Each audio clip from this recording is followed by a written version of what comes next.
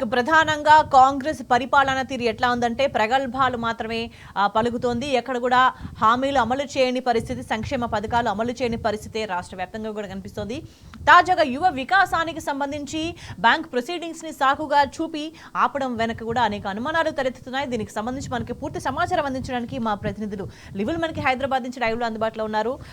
రవికాంత్ వరంగల్ నుంచి లైవ్ లో అందుబాటులో ఉన్నారు. సాంబా ఖమ్మం నుంచి లైవ్ లో అందుబాటులో ఉన్నారు. ముందుగా లివిల్ తో మాట్లాడదాం.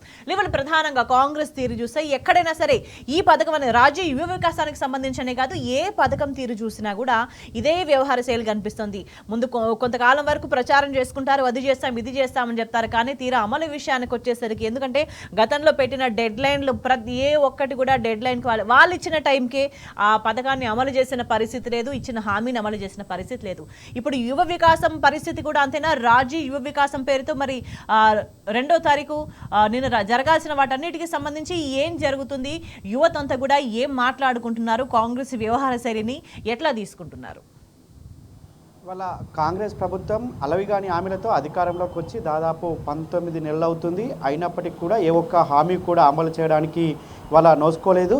ప్రధానంగా ఇచ్చిన ఏ ఒక్క హామీ అమలు చేయకపోగా కాంగ్రెస్ ప్రభుత్వం వచ్చిన తర్వాత కమిషన్లు, కమిటీలు, కాలయాపనలు, కొత్తగా అప్లికేషన్లు, ఈ 4 అంశాలపైనే ఇవాళ కాంగ్రెస్ ప్రభుత్వం పాలన కొనసాగుతుందనడానికి ఇంకోటి లేదు. ఇది ప్రజలకు అందరికీ కూడా తెలుసు. ఇవాళ యూత్ అంతా కూడా ఇదే చెప్తున్నారు. కమిటీలు వేస్తున్నారు, కాలయాపన చేస్తున్నారు, కమిషన్లు వేస్తున్నారు, కాలయాపన చేస్తున్నారు.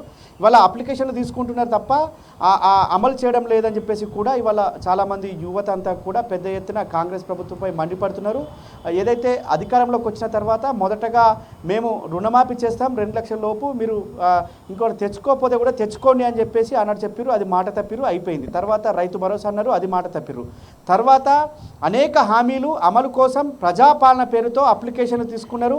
ఆ ప్రజాపాలనే అప్లికేషనే ఫైనల్, ఇదే ఒక శిరోధార్యం. దీన్ని బేస్ చేసుకునే మేము అన్ని పథకాలు అమలు చేస్తాం, అన్నిటికీ అర్హులు ఈ ప్రజాపాలన దరఖాస్తులు అని చెప్పారు.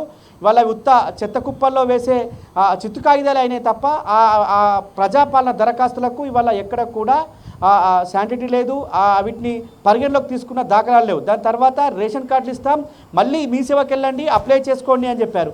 దాని తర్వాత మళ్ళీ గ్రామ సభలు పెడుతున్నా, మళ్ళీ అప్లికేషన్ అంటే ఈ విధంగా ఏం చేసినా కాంగ్రెస్ ప్రభుత్వం కమిటీలు వేయడం, కాలయాపన చేయడం, కమిషన్లు వేయడం, కాలయాపన చేయడం, అప్లికేషన్లు తీసుకోవడం, అమలు చేయకపోవడం, ఇవన్నీ ప్రధానంగా కాంగ్రెస్ పార్టీ ప్రధానంగా చేసేటి. అయితే ఈ రాజీవ్ యువ వికాసం అనే పథకాన్ని కూడా పెద్ద ఎత్తున అంగు ఆర్భాటాలతో అసెంబ్లీ సమావేశాలు నడుస్తుంటే ఒక వాడి వేడిగా చర్చ జరుగుతుంటే ప్రజల సమస్యలపై ప్రధాన ప్రతిపక్ష పార్టీ బీఆర్ఎస్ పార్టీ కాంగ్రెస్ ప్రభుత్వంపై నిలదీస్తుంటే అసెంబ్లీని వాయిదా వేసి రాజీవ్ యువక వికాసం పేరు మీద అసెంబ్లీలో పెద్ద డ్రామా కొనసాగించారు.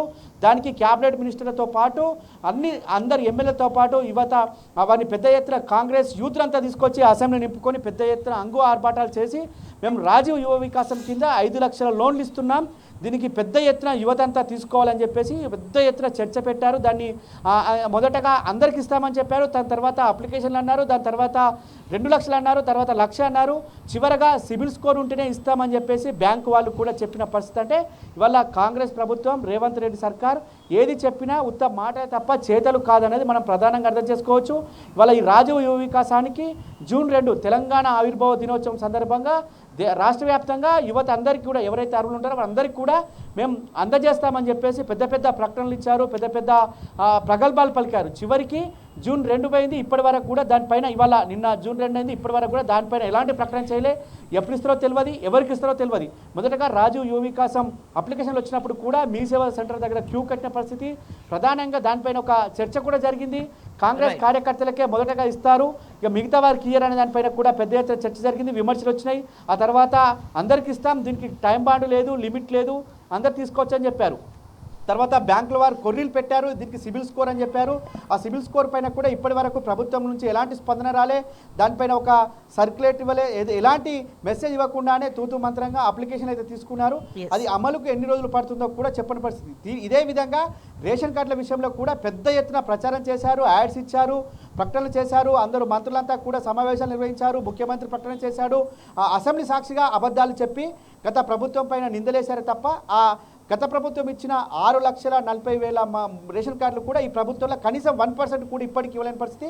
ఉగాదికి ఇస్తామన్నారు, మార్చి 1 అన్నారు, తర్వాత ఏప్రిల్ 1 అన్నారు, ఇప్పటికి జూన్ 2 అయిపోయింది. ఇప్పటి వరకు కూడా రేషన్ కార్డులకు అతి లేదు గతి లేదు. దాంట్లో కూడా అప్లికేషన్లు పెద్ద ఎత్తున తీసుకున్నారు, అది కూడా ఇప్పటి వరకు అమలుకు నోచుకోలేదు. ఈ విధంగా ఏ పథకం చూసినా అప్లికేషన్లే తప్ప అమలుకు నోచుకోవడం లేదనేది ప్రధానంగా ఈ కాంగ్రెస్ ప్రభుత్వం చేస్తున్న దుర్మార్గానికి ఇవాళ యువతంతా కూడా పెద్ద ఎత్తున మండిపడుతున్నారు.